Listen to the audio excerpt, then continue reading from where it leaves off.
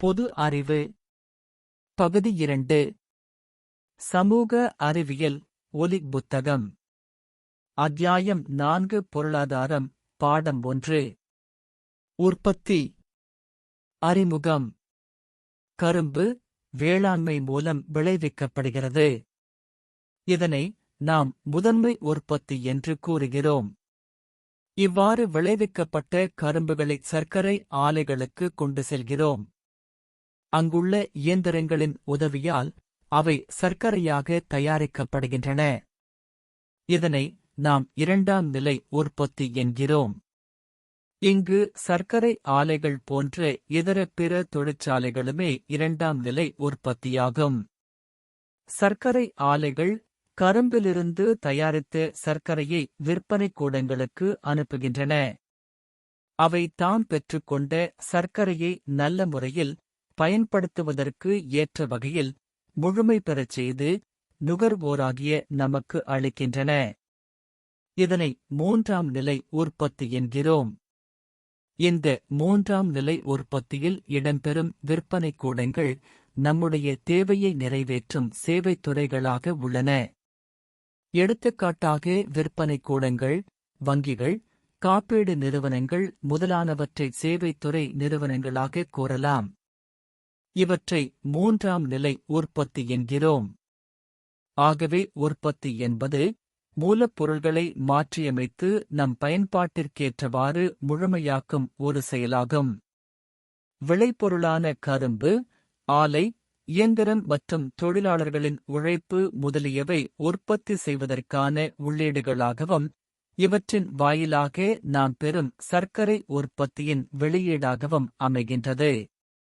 உற்பத்தி, அதற்கு உதவுகின்ற பல்வேறு காரணிகளான நிலம், உழைப்பு, முதலீடு, அமைப்பு அல்லது நிறுவனம், அவற்றின் சிறப்பியல்புகள் ஆகியவை குறித்து மேலும் பல செய்திகளை சற்று விரிவாக தெரிந்து கொள்வோம்.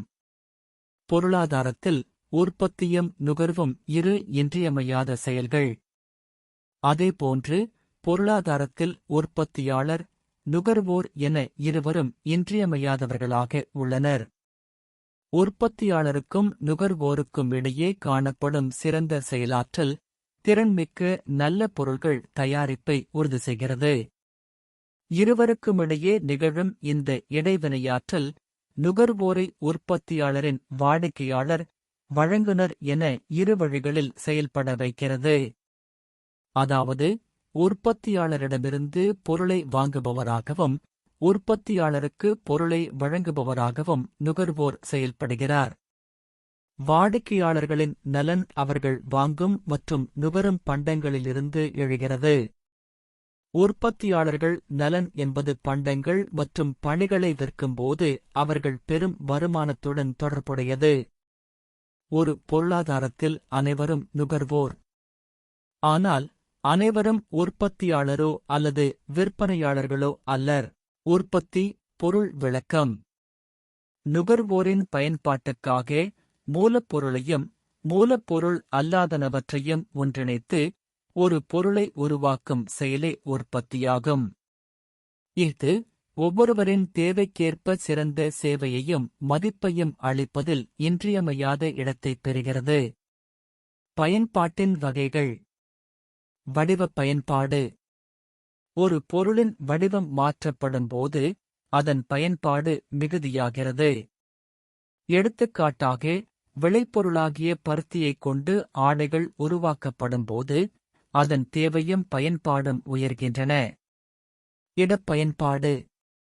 ஒரு பொருள் ஓரிடத்திலிருந்து மற்றொரு இடத்திற்கு கொண்டு செல்லப்படும் போது அதன் பயன்பாடு மிகுதியாகிறது. எடுத்துக்காட்டாக விளைபொருளான அரிசி தமிழ்நாட்டிலிருந்து கேரளாவுக்கு கொண்டு செல்லப்படும் போது அதன் தேவையும் பயன்பாடும் அதிகரிக்கின்றன. கால பயன்பாடு. ஒரு பொருளை எதிர்கால தேவைக்காக சேமித்து வைக்கும்போது அதன் பயன்பாடு மிகுகிறது. எடுத்துக்காட்டாக நுகர்வோர்களால் ஆண்டு முழுவதும் பயன்படுத்தக்கூடிய உணவுப் பயிர்களான நெல், கோதுமை போன்றவற்றை சேமித்து வைப்பதால் அவற்றின் தேவையும் பயன்பாடும் மிகுதியாகின்றன. பொருளாதாரத்தில் உற்பத்தி என்னும் சொல் மாற்றத்தக்க மதிப்புடைய பொருள்களையும் சேவைகளையும் உருவாக்குவதை குறிக்கிறது. அதாவது, பயன்பாட்டை உருவாக்குதலே உற்பத்தியாகும். பயன்பாடு என்பது நமது தேவைகளையும் விருப்பங்களையும் நிறைவு செய்வதாகும். பயன்பாட்டை அதன் இயல்பை பொறுத்து வடிவப் பயன்பாடு, இடப்பயன்பாடு, காலப் பயன்பாடு என வகைப்படுத்தலாம். இந்தியாவில் கலப்பு பொருளாதார நிலை காணப்படுகிறது. அதாவது, பொருளாதாரத்தில் தனியார் துறை நிறுவனங்களும் பொதுத்துறை நிறுவனங்களும் ஒன்றாக இணைந்து செயல்படுகின்றன. உற்பத்தியின் வகைகள். உற்பத்தியில் 3 வகைகள் உள்ளன. முதன்மை நிலை உற்பத்தி, இரண்டாம் நிலை உற்பத்தி, மூன்றாம் நிலை உற்பத்தி. 1. முதன்மை நிலை உற்பத்தி. இயற்கையாக கிடைக்கும் பொருள்களை நேரடியாக பயன்படுத்திச் செய்கின்ற செயல்பாடுகளுக்குட்பட்ட நிலையை முதன்மை நிலை உற்பத்தி என்கிறோம். முதன்மை நிலையில் வேளாண்மைக்கு முதலிடம் அளிக்கப்படுவதால் இதனை வேளாண்மைத்துறை உற்பத்தி எனவும் கூறுவர். வேளாண்மை, காடு வளர்ப்பு, மீன் பிடித்தல், சுரங்கத் தொழில் மற்றும் எண்ணெய் வளங்களை பிரித்தெடுத்தல் போன்றவை முதன்மை நிலை உற்பத்திக்கு உதாரணங்களாகும். 2. இரண்டாம் நிலை உற்பத்தி. முதன்மை நிலையிலிருந்து கிடைக்கின்ற பொருள்களை மூலப்பொருள்களாக பயன்படுத்தி புதிய உற்பத்தி பொருள்களாக உருவாக்கும் செயல்பாட்டை இரண்டாம் நிலை உற்பத்தி என்கிறோம். இரண்டாம் நிலையில் தொழிற்சாலைக்கு முக்கியத்துவம் வேளாண்மை, காடுகள், சுரங்கத் தொழில். முதன்மை மற்றும் இரண்டாம் நிலை உற்பத்தி.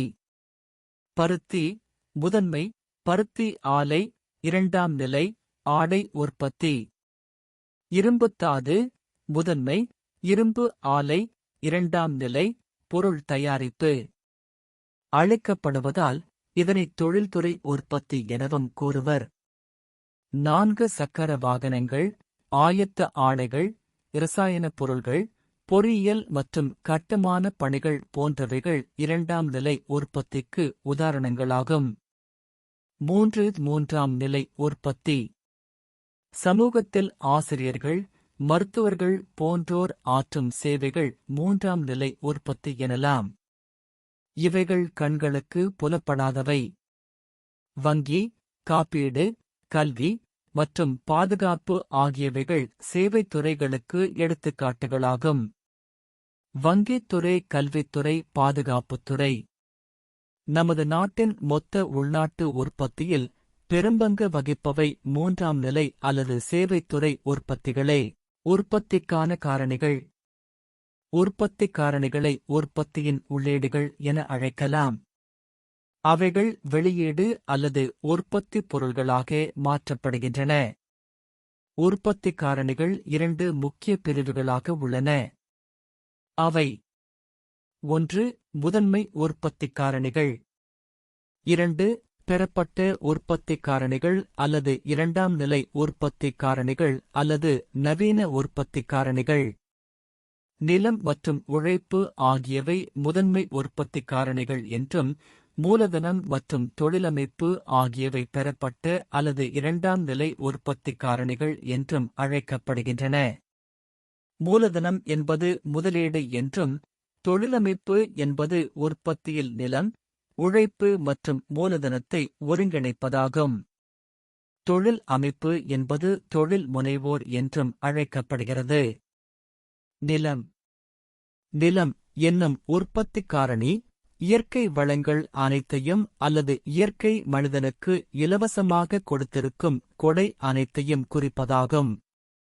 நிலப்பரப்பு, நீர், காற்று, கனிம வளங்கள், காடுகள், ஆறுகள், ஏரிகள், கடல்கள், மலைகள், வானிலை, காலநிலை ஆகிய அனைத்தும் நிலம் என்ற சொல்லுக்குள் அடங்குகின்றன.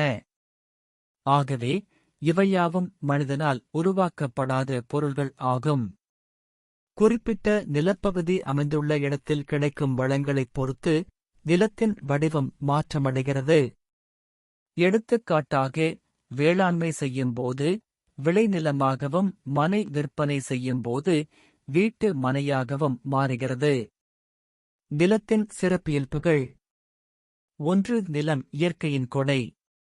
மனிதன் மற்ற உற்பத்திக் காரணிகளை பெறுவதற்காக முயற்சி செய்கிறான். ஆனால் நிலம் என்ற உற்பத்திக் காரணியை பெறுவதற்கு அவன் எந்த முயற்சியும் செய்ய வேண்டியதில்லை. நிலமானது மனித உழைப்பினால் உருவானதன்று. மாறாக அது மனிதனின் பரிணாம வளர்ச்சி தொடங்குவதற்கு முன்பே தோன்றியதாகும். 2. நிலத்தின் அழிப்பு நிலையானது. நிலத்தின் மொத்த பரப்பளவையும் எந்த மாற்றத்திற்கும் உட்படுத்த இயலாது. மனிதன் மேற்கொள்ளும் முயற்சியால் நிலத்தின் அளவை அதிகரிக்கவோ குறைக்கவோ முடியாது. நிலத்தின் மேற்பரப்பிலும் எவ்வித மாற்றமும் செய்ய இயலாது. நிலத்தின் செழிப்பை உயர்த்த முடியுமே தவிர அதன் அளவை மாற்ற முடியாது. 3. நிலம் அழிவில்லாதது. மனிதனால் உருவாக்கப்பட்ட அனைத்து பண்டங்களும் அழிந்து போகக்கூடியவை. ஆனால் நிலம் அழிவில்லாதது. நிலத்தின் அழிப்பு என்றும் மாறாததாக, அழிவற்றதாக உள்ளது. 4. நிலம் ஒரு முதன்மை உற்பத்திக் காரணி. நாம் செய்கின்ற எந்த ஓர் உற்பத்திப் பொருளுக்கும் நிலமே அடிப்படையாக அமைகிறது. எடுத்துக்காட்டாக, தொழிற்சாலைகளுக்கு தேவையான மூலப்பொருள்களை அளிக்க உதவுகிறது. வேளாண்மை மூலம் பயிர்களை விளைவிக்க உதவுகிறது. 5. நிலம் இடம் பெயரக்கூடியதென்று. நிலத்தை ஓர் இடத்திலிருந்து மற்றொரு இடத்திற்கு கொண்டு செல்ல முடியாது. உதாரணமாக, இந்திய நிலப்பரப்பின் எந்த ஒரு பகுதியையும் வேறு நாட்டிற்கு இடம் பெயரச் செய்ய இயலாது. 6. நிலம் ஆற்றல் வாய்ந்தது. மனிதனால் உண்மையான அழிக்க முடியாத ஆற்றல்கள் சிலவற்றை நிலம் கொண்டுள்ளது. இயற்கையில் ஏற்படும் மாற்றங்களால் நிலத்தின் செழிப்புத் தன்மையில் மாற்றம் ஏற்படலாம். ஆனால் அதனை முழுமையாக அழித்தல் இயலாது. 7. நிலம் செழிப்புத் தன்மையில் மாறுபடும். நிலம் அதனுடைய செழிப்புத் தன்மையின் அடிப்படையில் இடத்திற்கு இடம் மாறுபடுகிறது. அதனால் தான் நிலத்தின் உற்பத்தித் திறன் எல்லா இடத்திலும் ஒரே மாதிரியாக இருப்பதில்லை. ஓரிடத்தில் அதிக உற்பத்தி இருந்தால் மற்றொரு இடத்தில் உற்பத்தி குறைவாக இருக்கும். நிலம் என்பது இயற்கையின் நன்கொடை. நிலத்தின் ஆரம்ப அளிப்பு விலை 0 இருப்பினும் உற்பத்திக்காக பயன்படும் நிலம் போதுமானதாக இருப்பதில்லை. எனவே பற்றாக்குறையைப் பொறுத்தே சந்தையில் விலை பெறுகிறது. V2B புத்தகங்களை வாங்கிட 9442522432 என்ற எண்ணுக்கு வாட்ஸ்அப் பண்ணவும்.